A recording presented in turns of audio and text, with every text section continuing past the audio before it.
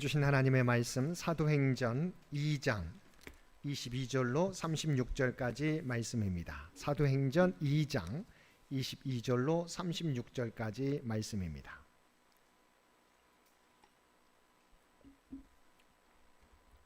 우리 주신 말씀 사도행전 2장 22절에서 36절까지 우리 한 절씩 교독합니다. 이스라엘 사람들아, 이 말을 들으라. 너희도 아는 바와 같이 하나님께서 나사렛 예수로 큰 권능과 기사와 표적을 너희 가운데서 베푸사 너희 앞에서 그를 증언하셨느니라.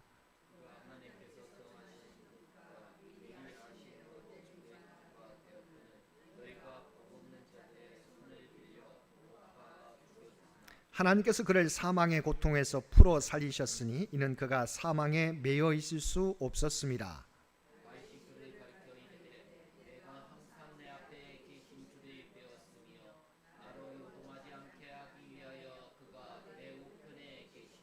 그러므로 내 마음이 기뻐하였고 내 혀도 즐거워하였으며 육체도 희망에 거하리니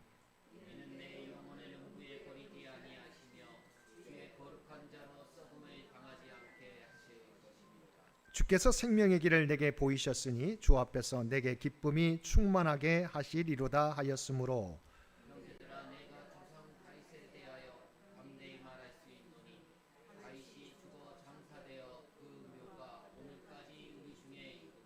그는 선지자라. 하나님이 이미 맹세하사 그 자손 중에서 한 사람을 그 위에 앉게 하리라 하심을 알고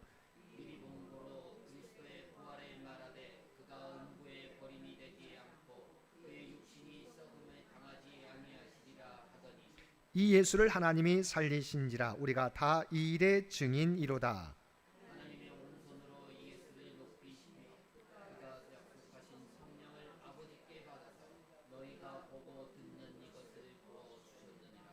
다윗은 하늘에 올라가지 못하였으나 친히 말하여 이르되 주께서 내 주에게 말씀하시기를 내가 내 원수로 내 발등상이 되게 하기까지 너는 내 우편에 앉아 있으라 하셨도다 하였으니. 우리 다 함께 읽겠습니다. 그런즉 이스라엘 온 집은 확실히 알지니 너희가 십자가에 못 박은 이 예수를 하나님이 주와 그리스도가 되게 하셨느니라 하니라. 아멘. 오늘도 마음과 뜻과 정성을 다하여 하나님 앞에 예배드리는 우리 모든 성도들 가운데 하나님의 놀라운 은혜가 언제나 함께하여 주시기를 주님의 이름으로 간절히 축원드립니다. 성령 강림 사건을 통해서 베드로가 성령 강림에 대한 먼저 이해를 전했습니다. 우리가 첫 번째 우리가 어제 지난번에 살펴보았던 것처럼 성령은 우리가 술에 취한 게 아님을 우리가 지난 시간에 살펴보았습니다. 그 시간대가 오전 9시였던 것이죠. 하나님께서 성령을 그들에게 부어주실 때 그들이 방언을 말하기 시작했다는 것이죠. 그래서 그들이 그것을 지켜봤던 많은 사람들이 인정하지 않으려고 하는 거예요. 그래서 쇠술에 취했다. 그런데 베드로가 뭐라고 했어요? 그것은 쇠술에 취한 것이 아니라 요엘서에 말씀하신 그 예언이 성취된 것이다. 이미 하나님께서 요엘 선지자를 통해서 약속해 주신 그 성령을 우리에게 주셨다라고 이야기하고 있습니다. 그 성령의 역사가 무엇입니까? 우리가 할 수 없는 일을 가능하게 하는 거예요. 그래서 뭐라고 하셨습니까? 내 영을 내가 너희에게 모든 육체에게 부어주리니 너희 자녀들은 예언할 것이요 너희 젊은이들은 환상을 볼 것이고 너희 늙은이들은 꿈을 꾸리라고 말씀해 주셨습니다. 소망이 없지만 성령이 부어지게 될 때 요엘서에 말씀해 주신 것처럼 성령이 부어지게 될 때 우리가 할 수 없는 일을 감당하게 해주신다. 마찬가지입니다. 저와 여러분도 성령을 왜 주셨어요? 성령을 통해서 우리가 할 수 없는 일들을 가능케 하시는 거죠. 우리 인간의 연약함이 있잖아요. 그런데 성령께서 우리와 함께 하신 하나님의 영으로 말미암아 우리가 거듭난 삶을 살아갈 수 있도록 인도해 주시는 거예요. 너희 자녀들이 하나님 예언 미래 일 말하는 것이 아니라 하나님의 말씀을 정확하게 전달하게 될 것이다. 예언할 것이다. 너희의 젊은이들은 환상, 비전을 보고 살아가게 될 것이다. 너희 늙은이들은 꿈을 꾸게 될 것이다. 소망을 가지고 살아가게 될 것이라고 말씀해 주셨습니다. 그래서 성령의 역사에 대해서 제대로 우리가 하나님의 은혜를 통해서 해석해 준 거죠. 두 번째는 예수 그리스도에 대한 말씀이에요. 왜냐하면 그들은 이미 예수님께서 그들은 십자가에 죽었다고 생각하지 않습니까? 그러나 제자들은 주님의 부활을 경험했어요. 승천도 경험했어요. 그래서 그 예수님에 대해서 증거하고 있습니다. 오늘 말씀 첫 번째 22절 말씀 함께 보겠습니다. 22절 함께 보겠습니다. 이스라엘 사람들아 이 말을 들으라. 너희도 아는 바와 같이 하나님께서 나사렛 예수로 큰 권능과 기사와 표적을 너희 가운데서 베푸사 너희 앞에서 그를 증언하셨느니라. 아멘. 하나님께서 나사렛 예수로 하여금 큰 권능과 기사와 표적을 행하게 하셔서 그를 증거해 주셨다고 말씀해 주고, 그러니까 예수님이 이 땅에 오신 목적, 기적을 행하신 목적에 대해서 말씀해 주고 있어요.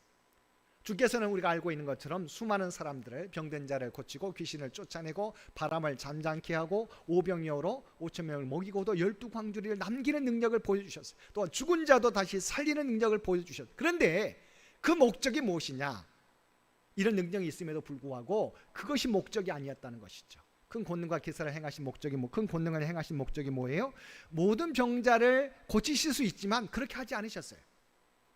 특별한 부분, 바로 필요한 사람에게만 고치셨어요. 목적이 뭐냐면 그것을 이루기 위해서 오신 것이 아님을 말씀해요. 능력이 있으시지만 그것에 초점이 맞춰질까봐 필요한 사람에게만 능력을 베푸셨어요. 기사와 기적도 우리가 알 수 있습니다.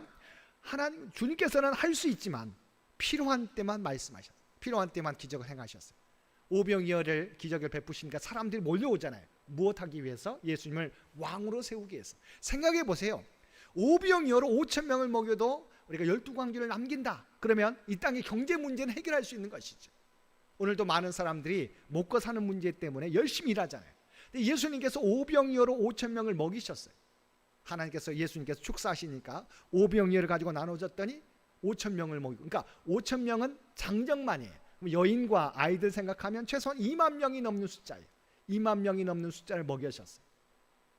그러니까 경제적인 문제를 해결할 수 있는 분이 우리에게 오셨다 생각하니까 예수님을 왕으로 모시려고 하니까 예수님께서 그들을 떠나서 산적한 곳에 기도하러 가신 거지. 뭐냐면 초점이 기적과 표적이 아니에요. 능력이 있으시지만 사람들이 거기에 초점을 맞추고 그 문제를 해결받기 위해서 예수님께서 오니까 필요한 때만 행하셨어요. 왜죠? 이 모든 것을 통해서 우리를 구원하기 위한 메시아로 오셨음을 드러내기 위한 것이죠. 그러니까 사람들은 예수님이 행하신 기적에만 초점을 맞춥니다. 그러나 예수님께서는 필요한 때만 행하셨어요.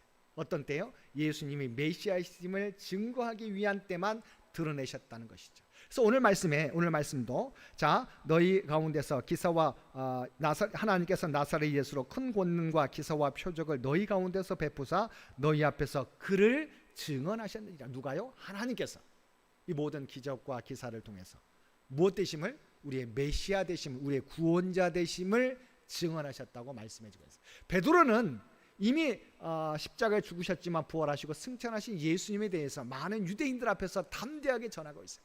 하나님이 이런 능력을 주신 것은 바로 예수님이 우리의 구원자이심을, 메시아이심을 증거하기 위한 것이다. 그러면서 우리에게 세 가지를 말씀합니다. 먼저 예수님의 죽음에 대해서 이제 설명하게 됩니다. 자, 사도행전 2장 23절입니다. 함께 보겠습니다. 그가 하나님께서 정하신 뜻과 미리 아신 대로 내준 바 되었거늘 너희가 법 없는 자들의 손에 빌려 못 박아 죽였으나. 두 가지를 이해할 수 있습니다. 첫 번째는 그가 하나님께서 정하신 뜻과 미리 아신 대로 내준 바 되었다. 이미 하나님께서 하나님의 뜻 가운데서 내준 바 되었다. 십자가에 내준 바 되었다.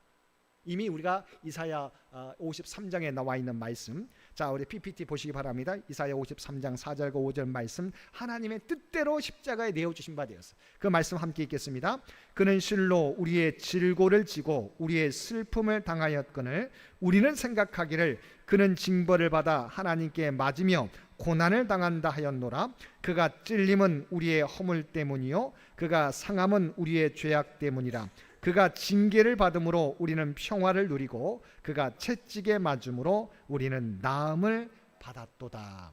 이미 이사야, 예수님 오시기 전에 700년 전에 이사야 선지자를 통해서 말씀해 주셨어요. 우리에게 메시아가 오실 텐데 그분은 우리의 질고를 지고 우리의 아픔을 짊어지게 되실 분이다. 그런데 우리가 생각하게 될 때 그는 하나님께 맞으며 그는 징벌을 받아 하나님께 맞으며 고난을 받는다 생각했어요. 근데 그 고난이, 십자가 고난이 누구 때문이에요? 우리 때문임을 분명히 드러내고 있습니다. 그가 찔림은 우리의 허물 때문이요 그가 상함은 우리의 죄악 때문이라. 그가 징계를 받음으로 우리는 평화를 누리고 그가 채찍에 맞음으로 우리는 나음을 받았도다. 예수님의 십자가 죽음은 이미 하나님의 뜻 가운데서 이루어진 일임을 밝히고 있어요. 근데 그 과정은 어떻게 되었습니까? 그 다 우리가 23절 후반절에 너희가 법 없는 자들의 손을 빌려 못 박아 죽였으나, 우리죠? 종교 지도자들, 서기관과 바리새인들, 제사장들을 통해서, 로마 군병들을 통해서, 법 없는 자들을 통해서 십자가에 내어주게 되었다는 것이죠. 하나님이 계획하셨지만 그 과정은 법 없는 자들, 바로 자기의 이익을 위해서 예수님의 십자가에 못 박은 자들을 통해서 이루어지게 되었다. 그래서 당시 사람들은 예수님께서 이것을 사회를 변화시키려다가 힘 있는 자들에 의해서, 서기관과 바리새인과 제사장들에 의해서 십자가에 못 박혔다고 생각했어요. 근데 성경은 뭐라고 말씀하고 있습니까? 바로 그것은 우리의 죄 때문임을 분명히 밝히고 있는 것이죠. 베드로는 너희가 법 없는 자들의 손을 빌려 못 박아 죽였지만, 그것은 예수님께서 이사야에 말씀해 주신 것처럼 우리의 죄 때문임을 말씀하고 있어요. 중요한 것은 너희들 알고 있는 것처럼 그 과정은 서기관과 바리새인들, 종교 지도자들이지만 사실은 예수님의 십자가 죽음은 우리의 죄 때문임을 분명히 밝히고 있는 것입니다. 두 번째 중요한 게 뭐예요? 예수님의 부활에 대한 거예요. 예수님의 죽음은 당시의 서기관, 종교 지도자들에 의해서 과정은 죽으셨지만 우리의 죄 때문임을 분명히 밝히고 있고, 예수님의 부활에 대해서 이렇게 말씀하고 있습니다. 자, 사도행전 2장 25절과 27절 말씀 함께 보겠습니다. 다윗이 그를 가리켜 이르되 내가 항상 내 앞에 계신 주를 배웠으며 나로 요동하지 않게 하기 위하여 그가 내 우편에 계시도다. 그러므로 내 마음이 기뻐하였고 내 혀도 즐거워하였으며 육체도 희망에 거하리니 이는 내 영혼을 음부에 버리지 아니하시며 주의 거룩한 자로 썩음을 당하지 않게 하실 것임이로다. 아멘. 이 말씀은 이미 다윗이 시편 16편에 예언하고 있는 내용이에요. 그런데 이 시편 16편에 대한 말씀을 어떻게 해석하느냐에 따라서 많이 달라집니다. 사람들은 시편 16편의 예언을 다윗 자신을 위한 예언으로 생각했어요. 다시 한번 보시기 바랍니다. 다시 한번 이 말씀을 읽겠습니다. 다윗이 그를 가리켜 이르되 내가 항상 내 앞에 계신 주를 배웠으며 나로 요동하지 않게 하기 위하여 그가 내 우편에 계시도다.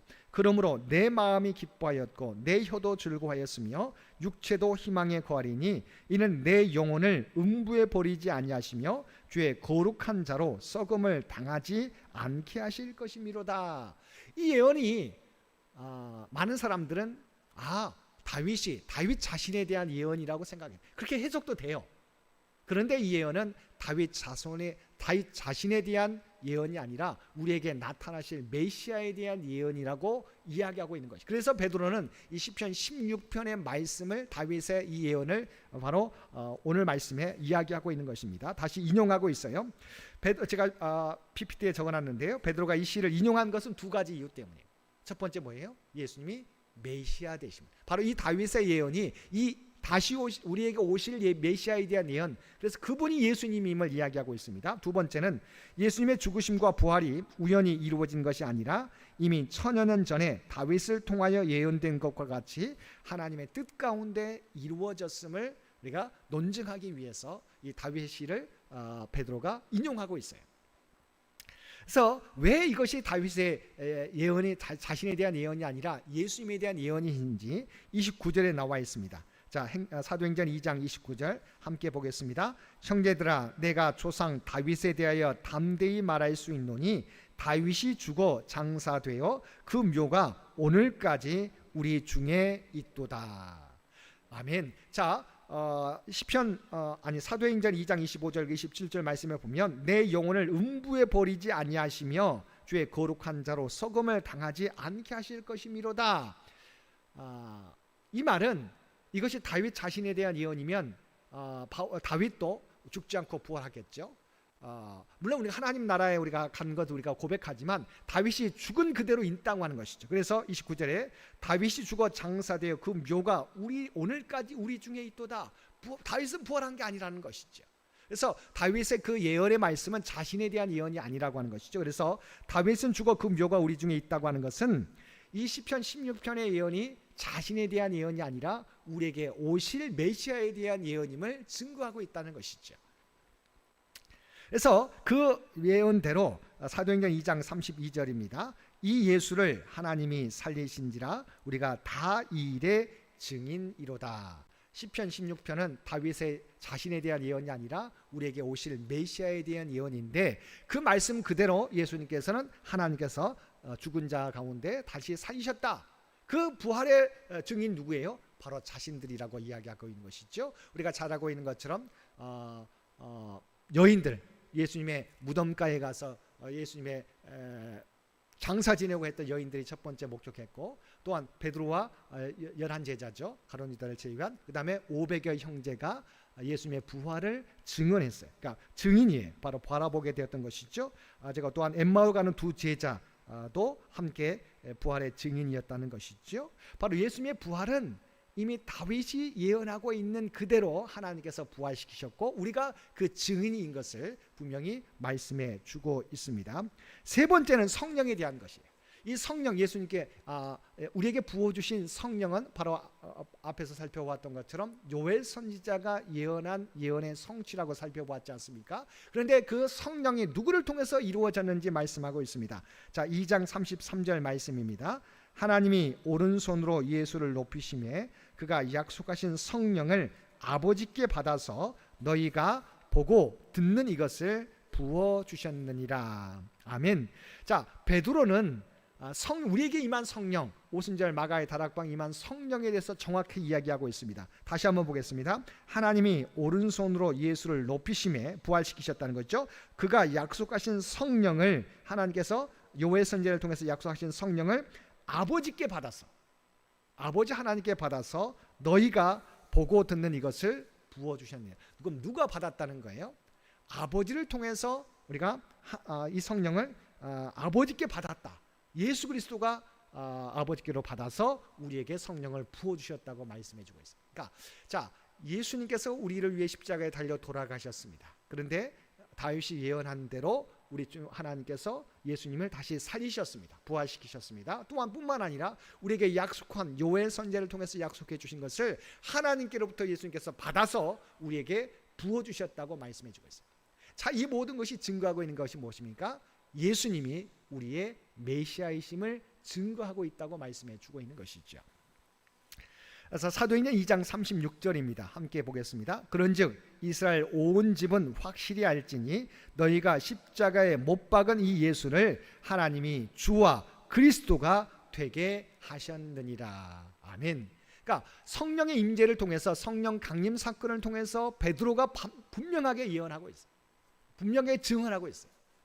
바로 성령은 쇠술에 취한 것이 아니라 요엘서의 예언이 그대로 이루어진 것이다. 또한 이 성령을 통해서 우리가 할 수 없는 일을 가능케 한 것이다. 그래서 우리가 살펴보았던 것처럼 너희의 자녀들은 예언하게 되고, 너희의 젊은이들은 환상을 보게 되고, 너희의 늙은이들은 꿈을 꾸게 되는 역사, 우리가 할 수 없는 일들을 하게 된다. 그러면서 이 모든 일들이 나타내고 있는 것은 예수님을 통해서 이루어졌는데, 예수님이 이 땅에 오신 목적은 여러 가지 큰 기사와 기적과 능력을 보여주셨는데, 이것은 예수님이 우리의 메시아임을 증명하기 위한 것이다. 뿐만 아니라 구체적으로 바로 예수님의 죽음에 대해서, 예수님의 부활에 대해서, 예수님의 성령 부어주심에 대해서 증거해 줌으로 말미암아 예수님이 우리의 메시아이심을 예수 그리스도를 통해서 베드로가 증거하고 있다는 것이죠. 그래서 사실 중요한 것은 우리는 사도행전 2장의 말씀을 통해서 성령 강림에만 초점이 맞춰져 있는데, 베드로는 이 사건에 대해서 예수 그리스도가 우리의 메시아이심을 분명하게 증거하고 있다는 사실을 우리가 기억해야 될 줄로 믿습니다. 그래서 우리가 사도행전 2장 18절과 21절 말씀을 다시 한번 읽겠습니다. 우리가 지난번에 살펴보았지만 다시 한번 읽겠습니다. 그때 내가 내 영을 내 남종과 여종들에게 부어주리니 그들이 예언할 것이요 또 내가 위로 하늘에서는 기사를 아래로 땅에서는 징조를 베풀리니 곧 피와 불과 연기로다. 주의 크고 영화로운 날이 이르기 전에 해가 변하여 어두워지고 달이 변하여 피가 되리라.